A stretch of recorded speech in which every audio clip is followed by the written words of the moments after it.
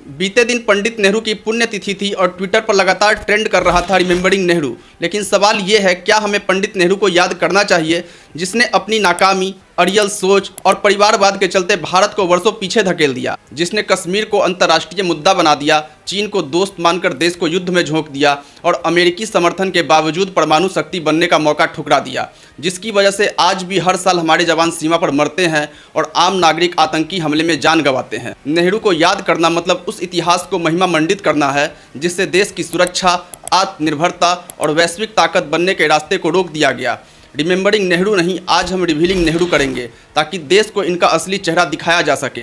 नमस्कार दोस्तों, मेरा नाम विशाल कुमार सिंह है और ये वीडियो देख रहे हैं आप भारत आइडिया पर। तो दोस्तों, आज का विषय है पंडित नेहरू की वो 8 ऐतिहासिक भूलें जिनकी कीमत भारत आज तक चुका रहा है और शायद आने वाले भविष्य में भी चुकाएगा। नेहरू की पहली गलती, भारत का विभाजन। 15 अगस्त 1947 को भारत आज़ाद हुआ, लेकिन खंडित होकर। क्या विभाजन रोका जा सकता था? तो जवाब है हाँ। अगर नेहरू चाहते तो देश को 2 टुकड़ों में बंटने से रोक सकते थे। महात्मा गांधी ने खुद कहा था, भारत का विभाजन मेरी लाश पर होगा, लेकिन नेहरू तो प्रधानमंत्री बनने के लिए इतने उतावले थे कि जिन्ना और माउंटबेटन की बातों के आगे झुक गए। 30 लाख से ज़्यादा हिंदू सिखों का कत्लेआम हुआ, लाखों माताओं बहनों का बलात्कार हुआ, लेकिन नेहरू चुप रहे। आर्य समाज, हिंदू महासभा, आरएसएस सबने विरोध किया, लेकिन नेहरू जिद पर अड़े रहे कि उनको आज़ाद भारत का प्रधानमंत्री बनना है और इसी में भारत के 2 टुकड़े हो गए। एक तरफ धर्म के आधार पर इस्लाम के नाम पर पाकिस्तान बना और दूसरी तरफ सेकुलरिज्म के नाम पर भारत। नेहरू की दूसरी गलती, कश्मीर और युद्ध विराम। हमारा देश 15 अगस्त 1947 को स्वतंत्र हुआ था और पाकिस्तान ने 22 अक्टूबर 1947 को भारत पर आक्रमण करके हमारी 83,000 वर्ग किलोमीटर भूमि पर कब्जा कर लिया। उसमें लगभग 50,000 हिंदू सिख मारे गए थे। भारत की सेना जब आगे बढ़ रही थी तो देश के प्रधानमंत्री पंडित नेहरू ने एक भयंकर भूल की तथा एक तरफ युद्ध विराम की घोषणा करके सेना के बढ़ते कदमों को रोक दिया और कश्मीर समस्या को यूएन में लेकर चले गए। आज जो पीओके है, जहां आतंकी खुलेआम ट्रेनिंग लेते हैं, वह जमीन नेहरू के कारण ही भारत से अलग हुई। क्या यह सिर्फ एक राजनीतिक भूल थी? नहीं, यह देश की सुरक्षा के साथ किया गया सबसे बड़ा समझौता था। नेहरू की तीसरी गलती थी धारा 370 लागू करना। जब जम्मू कश्मीर का भारत में पूर्ण विलय हो चुका था, तब पंडित नेहरू ने अपने प्रिय मित्र शेख अब्दुल्ला के कहने पर धारा 370 लागू कर दिया। मतलब एक देश, 2 संविधान, एक भारत लेकिन 2 कानून। भारत का कोई नागरिक कश्मीर में जमीन नहीं खरीद सकता था, लेकिन कश्मीर का नागरिक भारत में कहीं भी बस सकता था। ये किस तरह का न्याय था? धारा 370 ने कश्मीर को कट्टरपंथ और आतंकवाद की जमीन बना दिया और दशकों तक देश जलता रहा। शुक्र है मोदी जी और अमित शाह ने इस कलंक को हटा दिया, लेकिन इसकी जड़ें किसने बोई थी? नेहरू ने। नेहरू की चौथी गलती, नेपाल का विलय न करना। 1952 में नेपाल के राजा विक्रम शाह ने भारत में विलय की इच्छा जताई थी, लेकिन नेहरू ने विलय से इनकार कर दिया था। अगर नेपाल भारत का हिस्सा बनता तो यह एक सांस्कृतिक, धार्मिक और सामरिक मजबूती होती, लेकिन नेहरू ने इसे ठुकरा दिया था। आज नेपाल चीन और भारत के बीच एक बफर स्टेट नहीं बल्कि चीन के एजेंडे पर चलने वाला कम्युनिस्ट देश बन चुका है, जिसके परिणाम स्वरूप आज चीन हम पर भारी पड़ता है। नेहरू की 5वीं गलती, तिब्बत और चीन युद्ध। 1954 में पंचशील समझौते के तहत पंडित नेहरू ने तिब्बत को चीन का भाग मान लिया। तिब्बत जो भारत और चीन के बीच एक सुरक्षा दीवार था, उसे चीन के गोद में डाल दिया गया। नेहरू हिंदी चीनी भाई भाई के सपने देख रहे थे और चीन 1962 में तिब्बत के ही मार्ग से भारत पर हमला कर दिया, जिससे भारत को शर्मनाक हार का सामना करना पड़ा और हमने 14,000 वर्ग किलोमीटर की जमीन खो दी। आज भी वो 14,000 वर्ग किलोमीटर की जमीन चीन के कब्जे में है और इसका जिम्मेदार कौन है? नेहरू की 6ठी गलती थी संयुक्त राष्ट्र की सदस्यता को ठुकराना।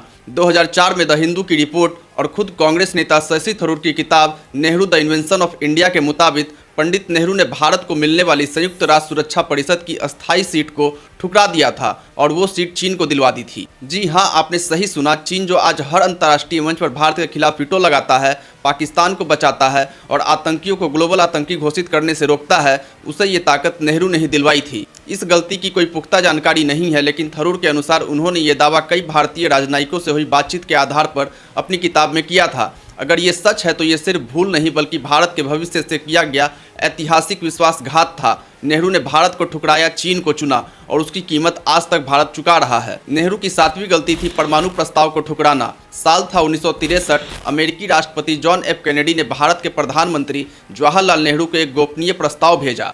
उस प्रस्ताव में कैनेडी ने साफ शब्दों में कहा कि भारत को एशिया का पहला परमाणु शक्ति राष्ट्र बनना चाहिए, इससे पहले कि चीन परमाणु बम बना ले। लेकिन नेहरू ने यह प्रस्ताव ठुकरा दिया। क्यों? क्योंकि पंडित नेहरू परमाणु हथियारों के खिलाफ थे। वे झूठे आदर्शवाद में डूबे हुए थे, जबकि चीन हकीकत में बम बना रहा था और हुआ वही जिसका डर था। 1964 में चीन ने अपना पहला परमाणु परीक्षण किया और भारत पीछे छूट गया। नेहरू के इनकार ने भारत की सुरक्षा और वैश्विक ताकत बनने का सपना 10 साल पीछे धकेल दिया। नेहरू की 8वीं गलती थी तुष्टीकरण की राजनीति। धर्म के आधार पर देश का विभाजन हो चुका था, इस्लाम के नाम पर पाकिस्तान बन गया, लेकिन नेहरू ने उसी मुस्लिम आबादी को भारत में पूरे नागरिक अधिकारों के साथ बसने की आज़ादी दे दी। सिर्फ इतना ही नहीं, जब राष्ट्रपति डॉक्टर राजेंद्र प्रसाद ने हिंदू कोड बिल पर 2 बार लिखित आपत्ति जताई तो पंडित नेहरू ने उनकी बातों को पूरी तरह से अनदेखा कर दिया।